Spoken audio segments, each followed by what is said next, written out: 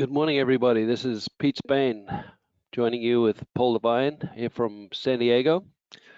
And welcome to a Teledyne Marine webinar, another one from Paul. This one is the rapidCAST underway profiling webinar. So it's a power half hour with Paul. And I've left this poll open for a minute or two more. And while that's there, I'll have a little bit of a chat with Paul to talk about his history and how he got to be here. So, good morning, Paul. Good morning, Pete. Thanks for doing the webinar today. We're looking forward to it, especially the videos.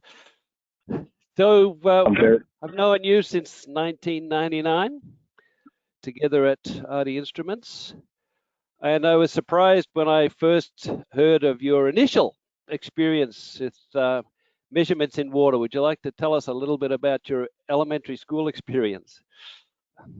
Well, I grew up on the Delaware River, and I started littering, throwing pieces of trash that would float downstream into the river at a young age. I know that's not politically correct or environmentally correct, but I had these Lagrangian drifters that would swirl around the offshore icebreakers there on the river and get stuck in the lee and the eddy. And I became pretty interested in fluid mechanics. And one day I saw a boat mowing the lawn, doing hydrographic surveys to plan to dredge the river.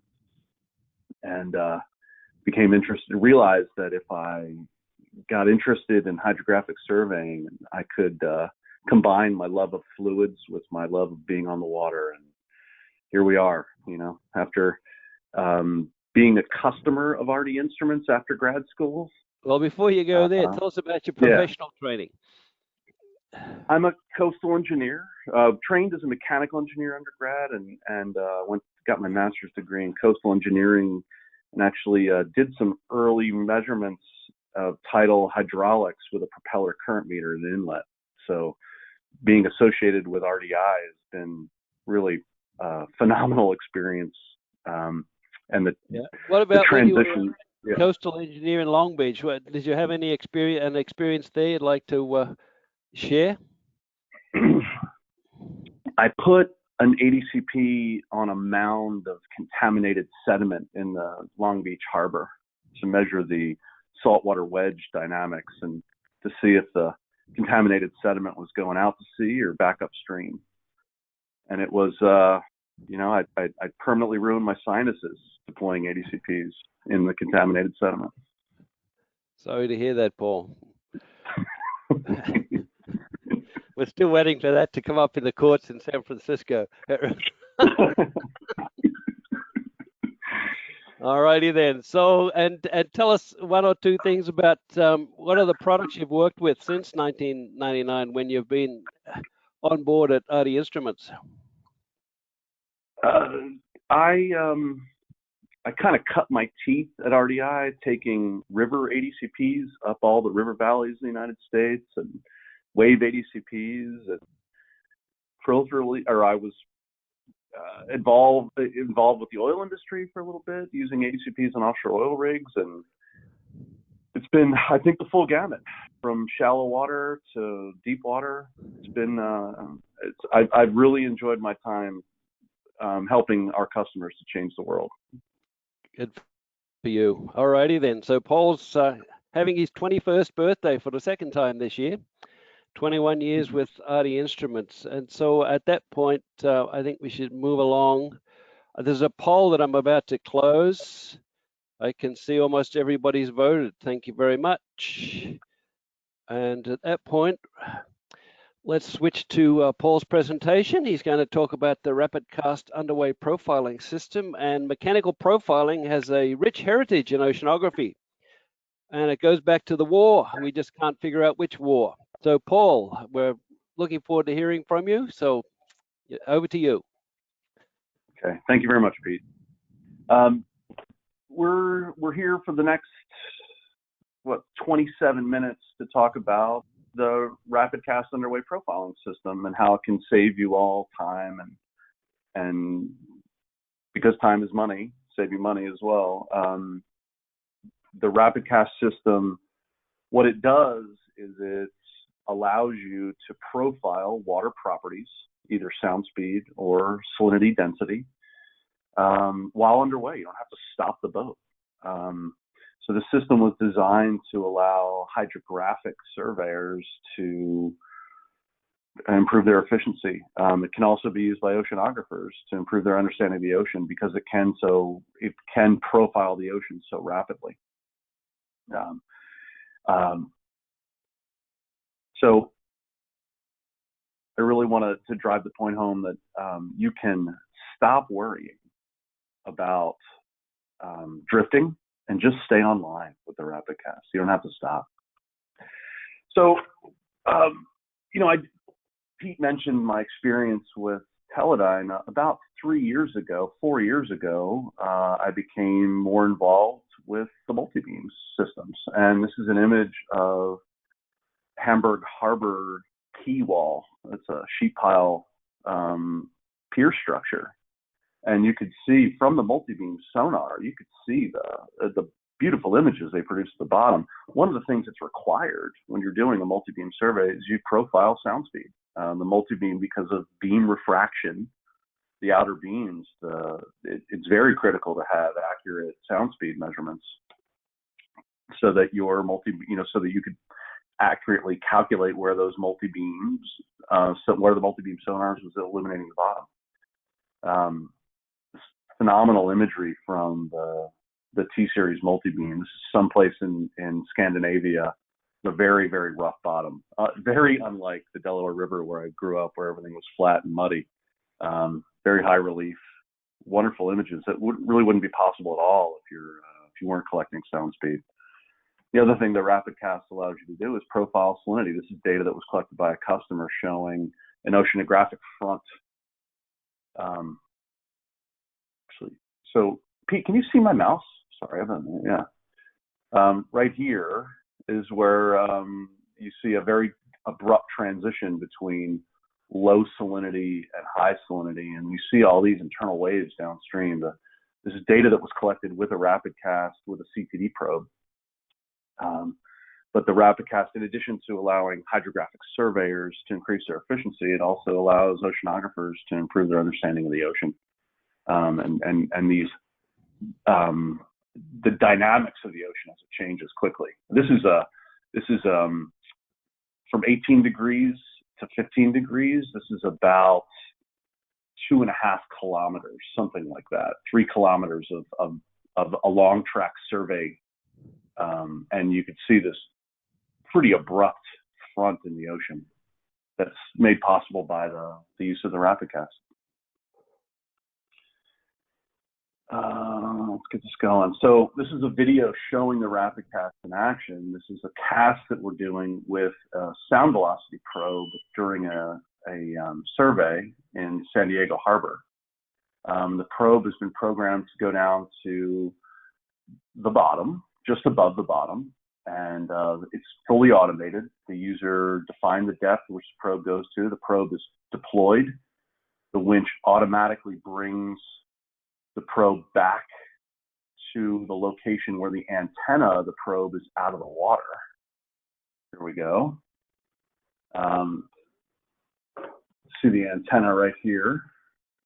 The data are transmitted via Bluetooth to the laptop that's also collecting the Multibeam data.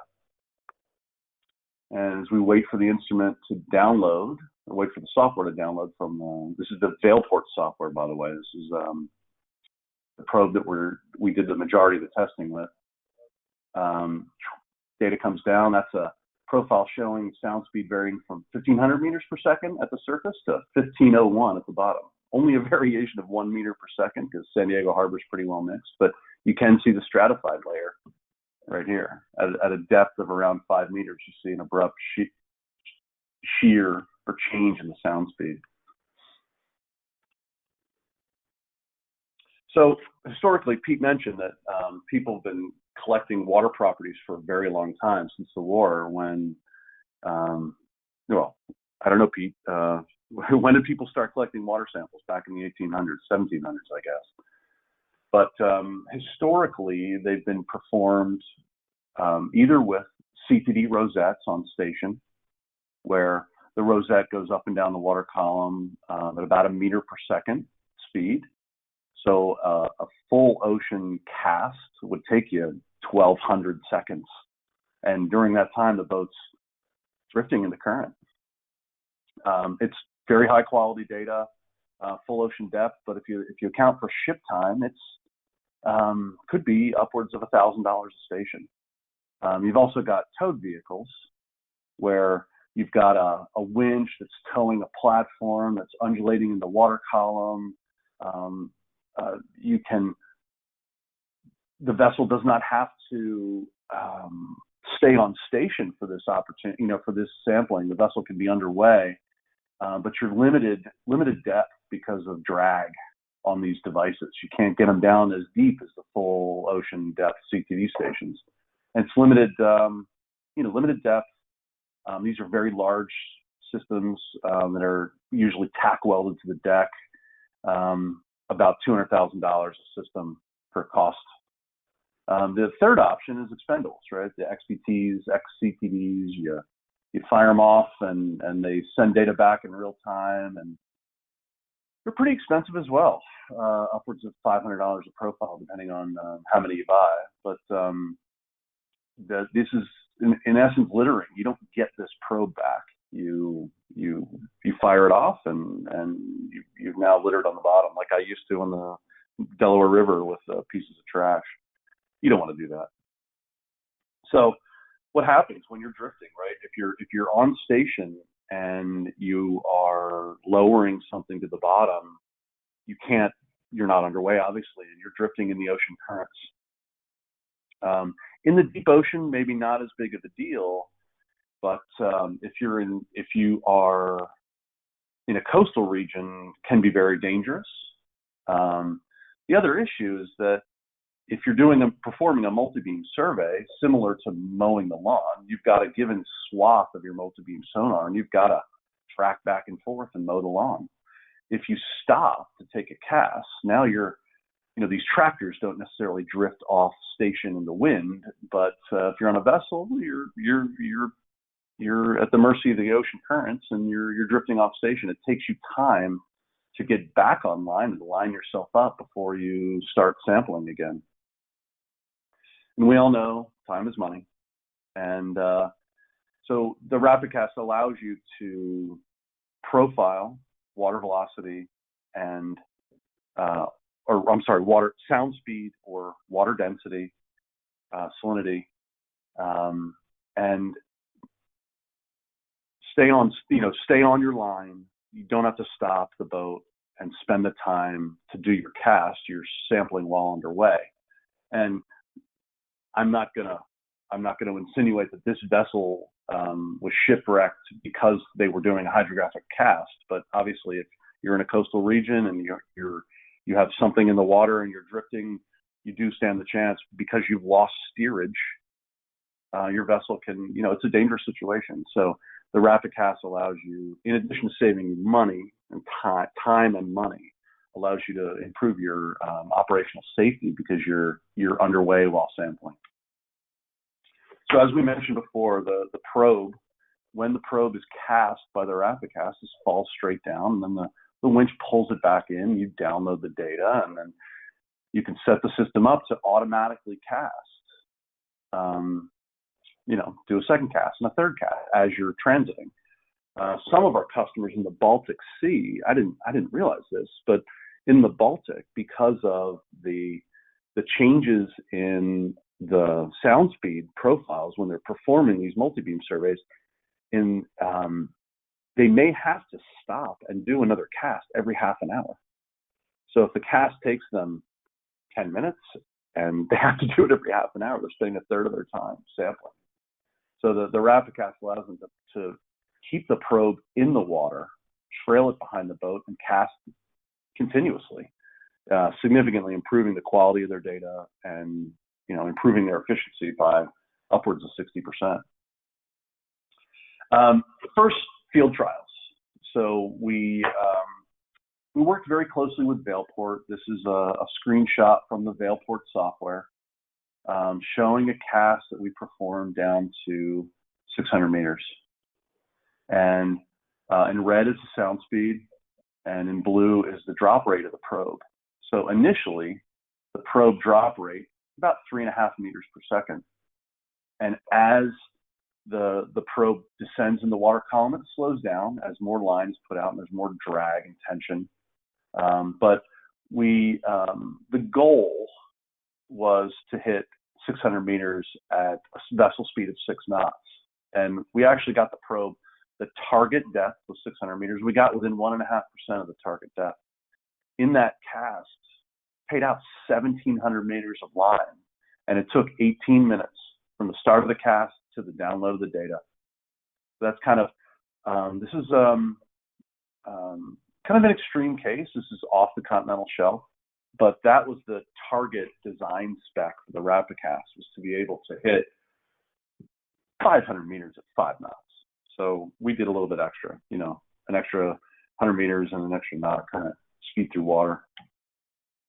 As I mentioned, we were working very closely with Vailport during the design and the initial testing of the system, and they took a rapidCAST in the Plymouth Estuary, and they did 2 transects down the river and back up. And in a 12-hour period, they did 430 profiles of velocity for an average of about 1.6 minutes per profile. And this is a freshwater, this is an estuary, right? So it's got a freshwater input on this side and the mouth of the estuary here. And in this 12-hour period that it took to perform these 2 transects, you see this is a sound speed difference between transect 1 and 2. This is an 8 meter per second sound speed difference between transect 1 and transect 2 at this side of the estuary, and at the other side of the estuary, you saw about a 6 meter per second sound speed difference. So, you know, if your goal is to perform a bathymetric survey and you need accurate sound speed profiles, the rapidCAST, I mean, this is a quantitative. Because this is the improved accuracy in your sound speed from the rapidCAST will allow you to actually perform a wider swath with your multibeam survey or your multibeam sonar. So we'll allow you to, because we can provide a very accurate sound speed, you actually get a wider swath and you can put greater spacing between your 2 surveys, your survey lines as you're mowing the lawn. This is you know, we saw this data earlier in the presentation. This is one of the first users of the rapidCAST winch was IFM Geomar in Kiel, Germany. They went across the ocean basin from South Africa to Brazil, towing a CTD, the underway CTD probe from Seabird. And this is data showing, again, that significant front in the ocean where you had on the the south side of the front, a very well mixed salinity, and on the north side of the front, a very well defined stratified region.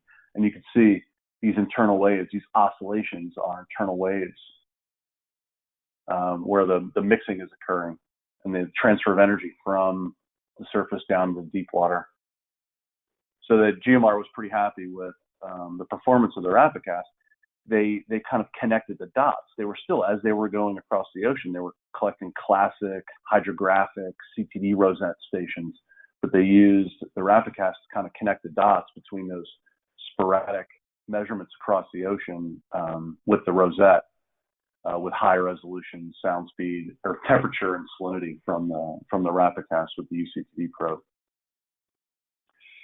This is from the rapidCAST technical manual. This is a plot showing speed through water, so your survey speed, and the corresponding maximum profiling depth you can achieve with the rapidCAST.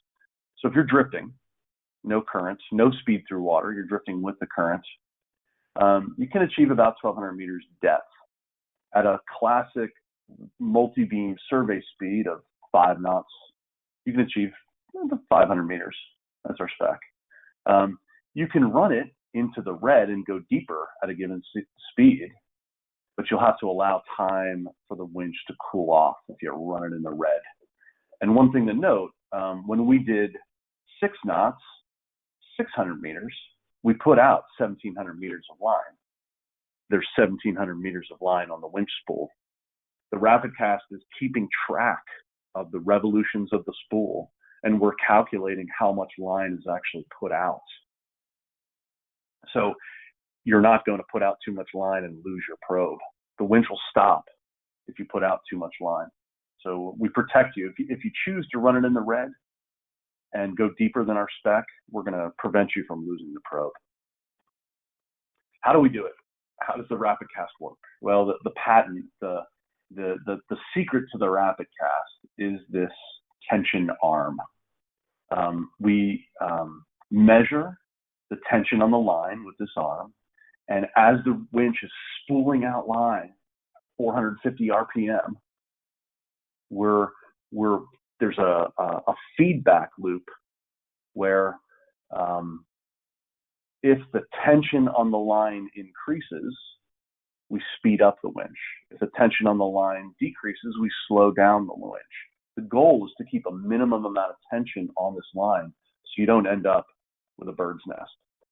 And you'll note this is spectra line. This is high tension spectra line. This is a non-conducting line. The probe transmits the data back to the computer via Bluetooth. So because we're not using conductors in our wire, this whole package can be fairly small. So it's a 2-person portable winch that can be moved around from boat to boat, as opposed to some larger system that's permanently mounted to the deck. So how do we do it? Non-conducting line and tension control to avoid a bird's nest. So as the vessel, smaller vessel, is responding to the waves, you could hear the winch speeding up and slowing down as you go crest to trough, to try to maintain just a minimum amount of tension. If the tension goes too low and the winch pays out line too quickly, you get a bird's nest. And this patented tension control system allows us to avoid the bird's nest. So this is a video showing the tension arm, where we're measuring the tension on the line.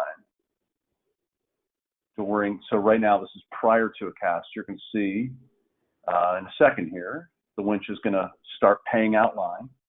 Here we go.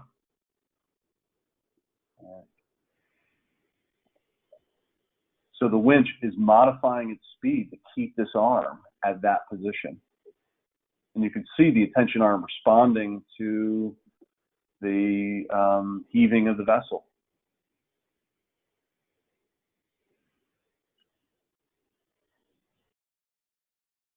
And like I said, the whole package, because we're using non-conducting line, the package gets fairly small. This is a rapidCAST hidden behind this A-frame. You can't really see it, but it's there. This is the previous generation underway winch that they had on the vessel, and it's obviously it's a much smaller package because we're not using conducting wires. We have a relationship with Seabird. We provide their underway CTD probes with a rapidCAST. Vailport has designed a probe that mimics the fall rate. So this is decibars per second, or basically meters per second of fall rate versus depth. And you see this is the what we call the dive table, the drop rate versus depth from the Vailport and from the Seabird. So they're equivalent fall rates and equivalent dive tables. Seabird is also making, or Vailport is now making another CTD or is making a CTD that we've tested as well, similar fall rates. The whole system is basically boat speed independent. This is a cast with the underway CTD probe showing pressure in decibars, or basically meters, versus time. And this is for different vessel speeds, 4 knots through water, 6 knots, 7, 8, 9. We're showing it's basically, because of the tension control methodology, for a given time of tension control payout, you have this much uncertainty in depth as a function of boat speed. So we've set the what we call the dive table, or this relationship between time and depth. When the winch is configured to put the probe at a given depth, we've taken the conservative stance so that the probe doesn't hit the bottom. So the probe ends its cast above the bottom, not in the bottom. This is a screen capture from the software, and I wasn't connected to the winch, but you get a display of the tension arm position and how much line is out and what your temperature is and how much current you're drawing and that speed of the arm. But more importantly, you've got the ability to enter a target depth, and the winch calculates for you, the software calculates for you the tension control payout duration. So for a cast 200 meters, it's going to take about a little bit more than 2 minutes to get the probe down to 200 meters. We have the ability to bring in the auto depth. We can bring in the DBT string from a single beam echo sounder or the nadir depth on a multi-beam, and enable the auto depth so that the cast, you're not manually entering a depth. The cast can be set by the last depth from the multi-beam. So it's really, we're working towards a really automated system where you can almost set it and forget it. Within the winch, we've got a number of components, right? A level wind. We talked about the tension arm. We talked about the spool counter, where we're keeping track of revolutions of the spool. We're also measuring the position of the level wind, and there's a motor. All of these components, basically as easy as 4 bolts to remove them. We're working this year to provide aftermarket spare parts so that you can swap these out on a ship.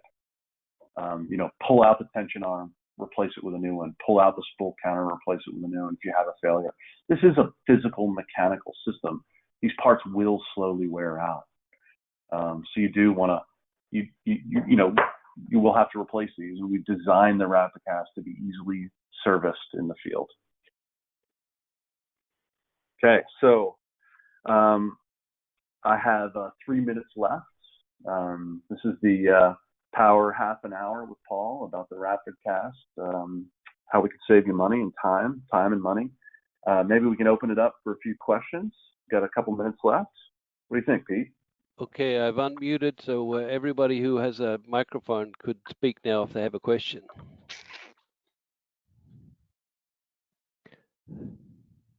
There's got to be some question out there. All right.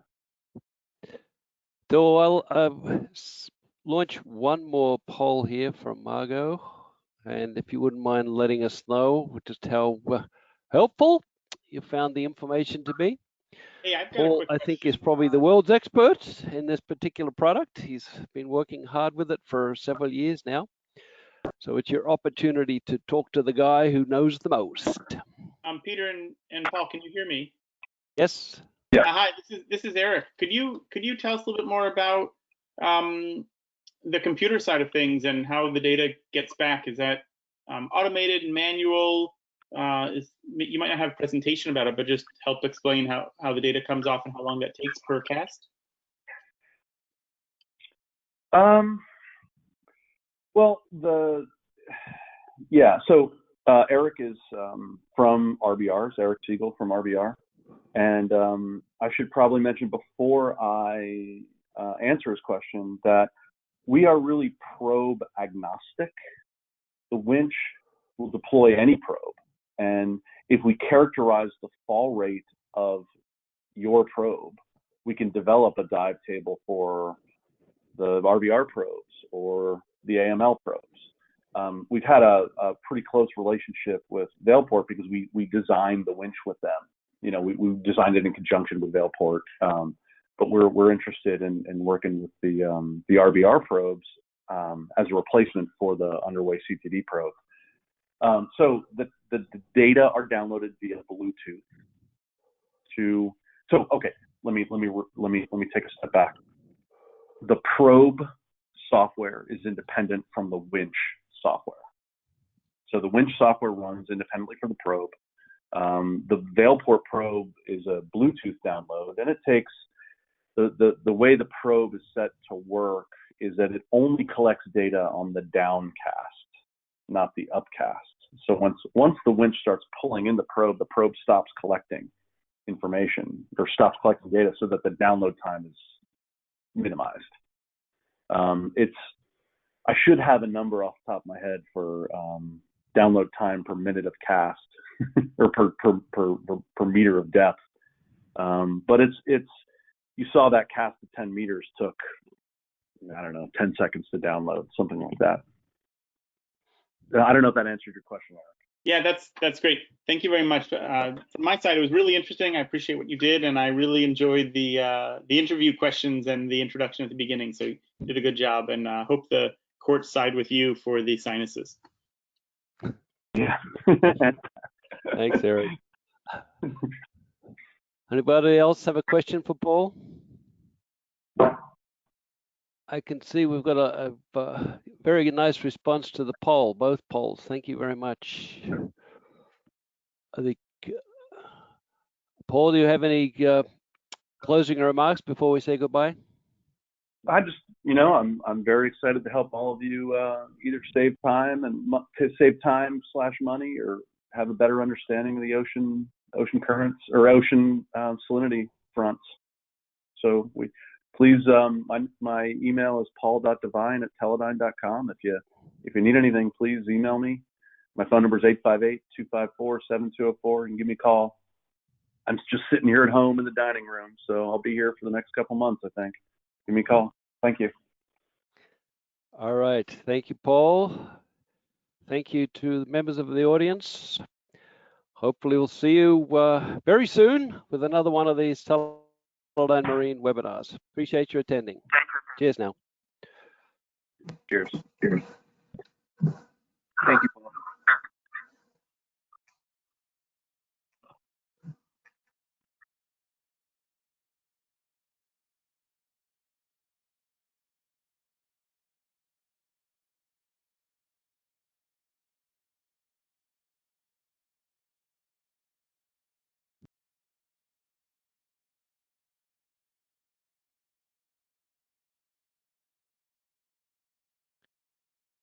Paul, you there? Yep. I think you need to hand it back to me. Oh, maybe I just take it. Okay, I can take it back. Yeah, cool. All right, Pete, thank you very much for hosting. All righty, you're welcome. Adios. Talk to you soon.